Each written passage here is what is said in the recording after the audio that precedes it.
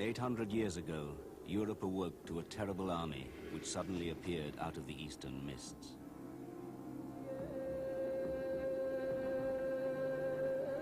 Very little was known about it. What was known was terrifying. It had already annihilated everything and everyone who dared stand in its path. These were the Mongols, the Tatars, the Devil's Horsemen. Save us, O Lord, from the wrath of the Tatars.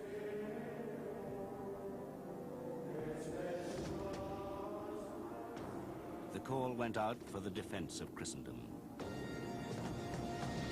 To Germany, ardent at war, to France, who nurses an undaunted soldiery, to Spain, to England mighty with warriors and ships, to Sicily, to Ireland, to frozen Norway.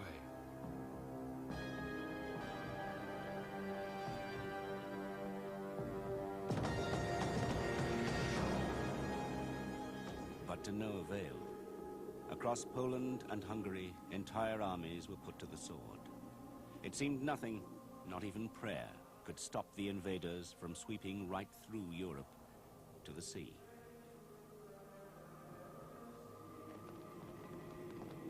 The church, convinced that Armageddon was upon them all, preached that the invaders were none other than the children of Gog and Magog, the servants of Satan, sent to punish a sinful world. To others, it seemed that God himself had deserted them. This was the end of everything, of time itself.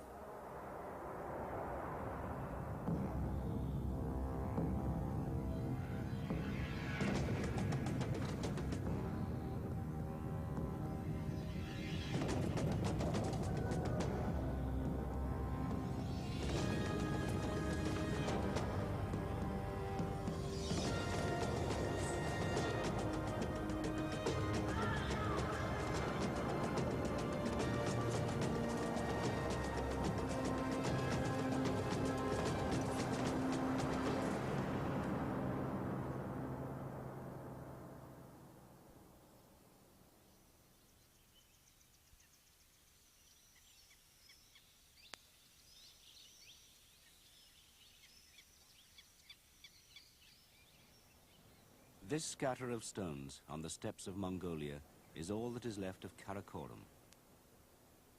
It was once the capital of the greatest land empire that there has ever been.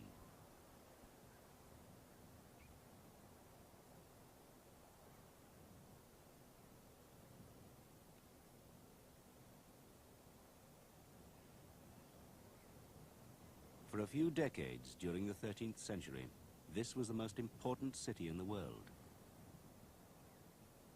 Ambassadors and envoys were summoned here from as far afield as Kaifeng, Baghdad, Moscow and Lyon to pay tribute to the great Khan.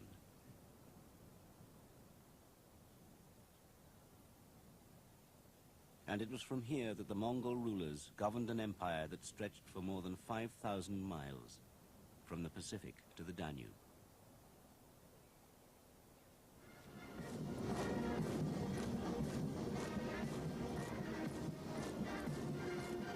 Mongolia is today emerging from 70 years of isolation imposed by a communist regime which erased all reference to that early empire. The heroes of the past were dismissed as irrelevant and replaced by more contemporary idols. Men like Suke Bator, a contemporary of Lenin.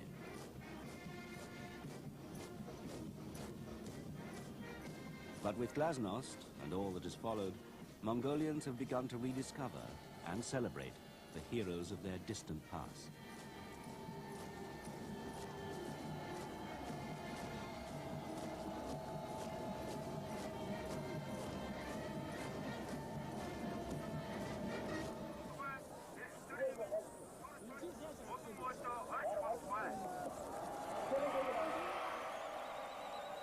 The figure that stands at the heart of this Renaissance is the Mongolian once and future king. Genghis Khan. His deeds have been turned into folklore, and the man himself elevated to the status of a god. He is now regarded as the father of the nation, the focus of resurgent Mongolian nationalism, His spirit is destined, they say, to return and lead the country to another era of greatness. Yet, to the rest of the world, the name of Genghis Khan is still synonymous with the rape of civilization. But history also shows him to have been a leader of genius, and he could hardly have been that simply on a basis of terror. It's difficult to unravel the truth. Many of the early accounts of the man were written by his enemies.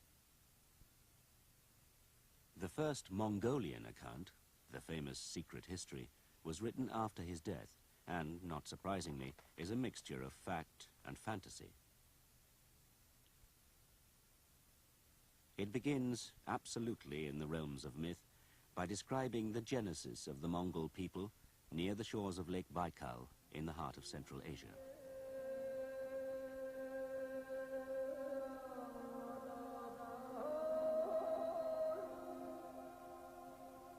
There was once a blue wolf whose destiny had been wrought from heaven, and who took as his mate a fallow deer.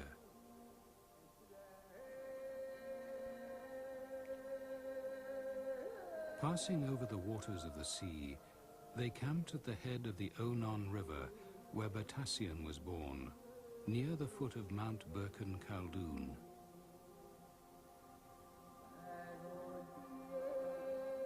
According to the secret history, the descendants of the Blue Wolf, Batassian and his family, were the tribe of nomadic people that became known as the Mongols.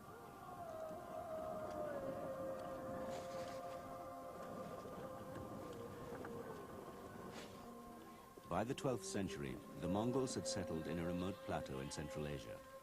They were one of half a dozen similar nomadic tribes whose names, the Kirids, the Merkids, the Naimans, the Onguts, and the Khitans, are long forgotten.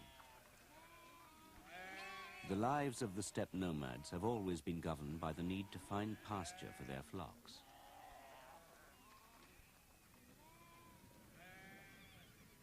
The nomads are also dependent on the horse. Ever since its domestication in southern Russia between 4,000 and 5,000 years ago, the steppe nomads have learnt to exploit its remarkable speed and stamina.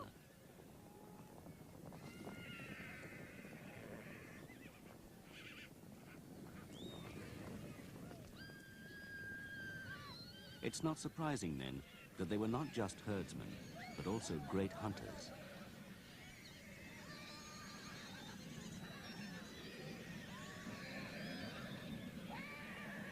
The summer pastures sustain vast herds, but it's the winters which have always tested both man and beast.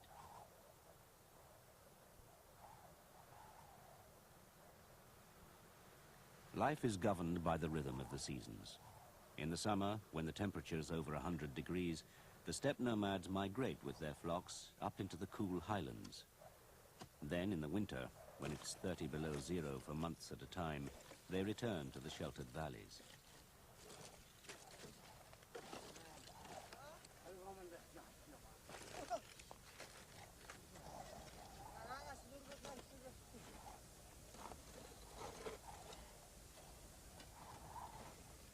The lakes and rivers remain frozen for up to 6 months a year.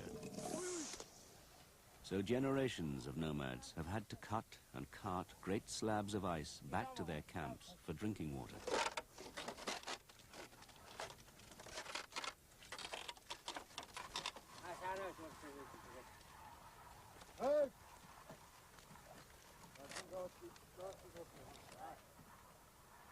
The steppe nomads have always lived in tents, known as yurts or gurs.